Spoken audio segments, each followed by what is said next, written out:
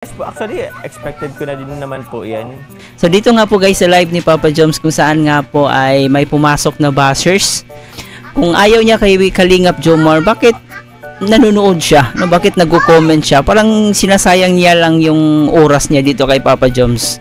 Kung ayaw nila sa tao, pwede naman po silang mag-scroll up, no? Pwede naman nilang i-block. So yun sana dapat yung gawin nila. So, ayan, panoorin po natin pa yung ibang mga sinasabi pa ni Papa Joms dito. At dito nga rin po guys, ay may nag-sponsor para sa pagpapa-brace ng kanyang ngipin. Pero dito ay tinanggihan niya dahil okay naman po daw siya sa kanyang ngipin and kontento na po siya dito. So, yun, nakapag-desisyon siya na ayaw niya talagang magpa-brace. So mamaya ng konti ay atin pong panonoorin at pakinggan. Pero bago ang lahat, please don't forget to subscribe, pag-like and share na rin itong video para i-recommend pa tayo ni YouTube. At higit sa lahat, palagi natin suportahan ang nag-iisang ama ng Kalingap na si Kuya Bal Santos Matubang, Ate Edna Vlog and Kalingap Rap. Suportahan po natin ang ating Keyboys, Kalingap Partners, mga charity vloggers sa Pilipinas na tumutulong sa ating mga kababayang mahihirap. Alright, at syempre guys, aking makasama ang Kalingap Reactors po, lahat po ng mga legit Kalingap Reactors na gumagawa po ng content dito sa Kalingap, no, wag din po natin silang kalimutan. So let's go guys, atin na munang panoorin at bibigyan natin ng reaksyon bawat pahayag ni Papa Joms dito sa kanyang live. Expected ko na po ang basher. Well, ano bang gagawin ko po? Ililimitahan ko po ang kilos ko dahil sa bashing na yan. Dapat, di ba? So, nandito tayo sa malayang bansa. Kaya wala ni sino mang may karapatan na limitahan yung kilos natin or kung ano yung gagawin natin. So, syempre, malaya po tayong gagawa kung ano yung gusto nating gawin. No? Bakit tayo makikinig dyan sa mga bashers na yan? Wala namang kakwenta-kwenta yung mga bashers na yan. Di ba? So, yun, nasanay na rin po si Papa Joms. Just imagine, almost 2 years na po or 2 years na ba? Dito si Papa Joms sa Kalingap. So, parang inaaraw-araw na po niya yung mga bashing eh. So, natural lang po yan. Pag nandito ka sa pagbablog ay, syempre, palagi mo talagang mai-encounter yan. Dito kasi sa social media, talagang palakasan po ng loob. Kung mahina ka, iyakin ka, ay wag ka nang magpa-vlog kasi marami talaga dyan. Hindi mo talaga lahat mapiplease. Kaya kahit ano pang kabutihan yung ipapakita mo, ay meron at meron din talaga silang makikitang mali sa'yo. No? So just imagine, tumutulong na po sila. No? Pinapakita na po nila yung kabutihan. So may mga bashers pa rin, kaya expect na po yan. Sabi ni Papa Joms, expected na po yan at hindi niya kailangan limitahan yung kilos niya, yung gagawin niya para lang sa bashers. Bakit tayo makikinig sa bashers? Wala namang kwenta yung mga bashers na yan, di ba? Bahala na po sila kung anong gusto nilang isipin or what. Kalingap may share po, yan nga po, hayaan ko na lang din sila. Kasi wala naman po like parang inisip ko nga po, parang somehow nag-ano din ako. Actually guys, it somehow affect my decision making that let's say today po, tonight.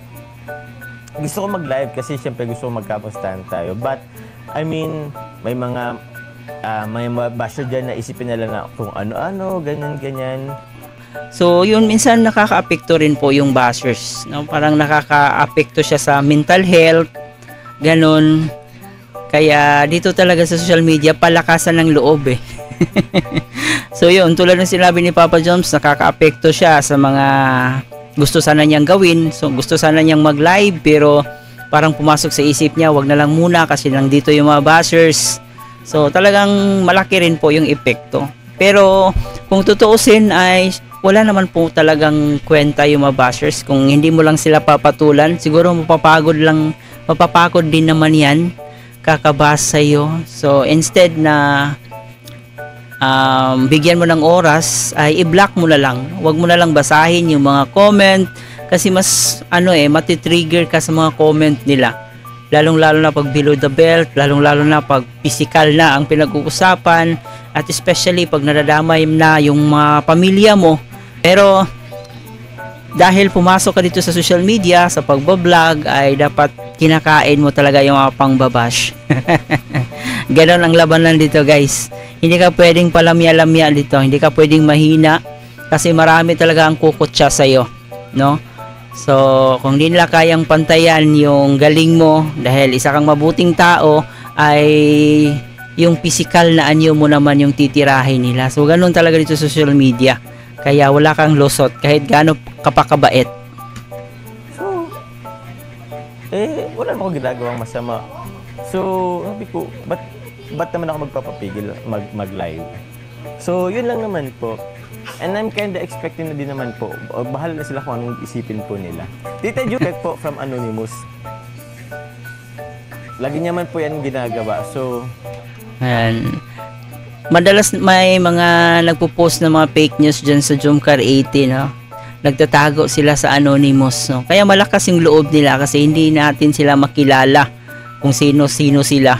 Kasi yun, nakatago sila sa pangalang Anonymous.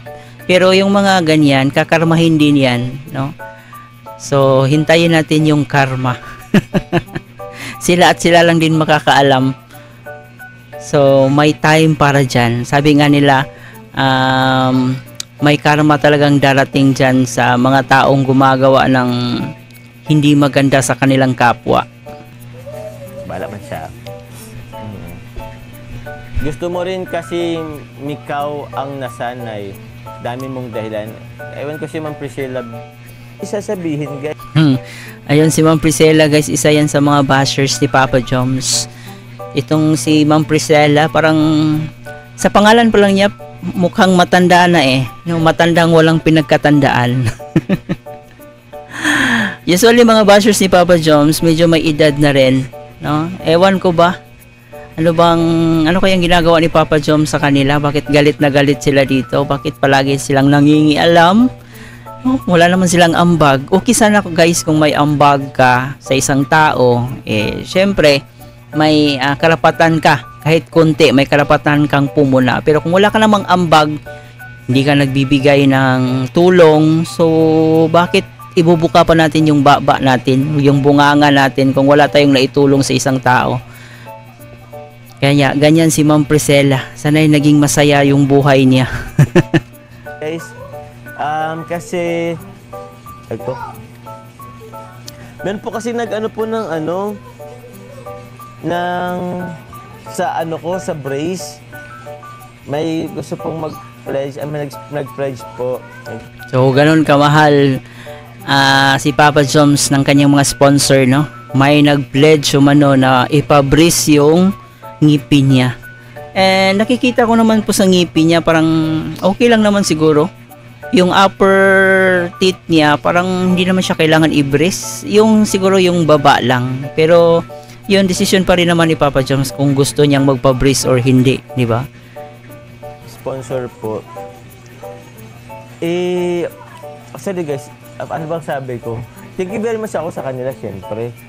Sobrang thankful. Pero sabi ko nga sa kanila, hindi po sana ako magpapa-brace. Although, plinano ko siya dati, pero nung nagpa-check up kasi ako, or nagtanong-tanong kasi ako guys, parang may kailangang bunutin na bagang. Sabi ko parang So, natatakot pala si Kalingap Jomar or si Papa Joms na mabunutan ng ngipin. Pero hindi naman siguro masakit yan. No, hindi naman masakit magpabunot kasi may anesthesia naman.